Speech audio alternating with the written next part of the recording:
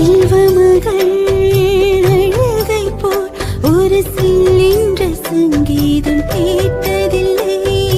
உன்மகளின் புன்னகை போல் யுக பூக்களுக்கு புன்னகை